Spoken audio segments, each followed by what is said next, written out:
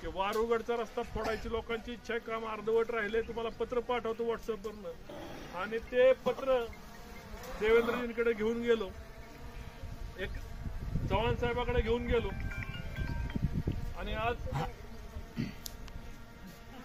गिरवी नाका वारुगडचा घाट फोडून 286 कोटी रुपयाला त्याला गिरवी नाका ते गिरवी निरगुडी जाधववाडी करून 4 लेनिंग करून 286 कोटी रुपये घाट फोडून त्याला मंजुरी मिळाली.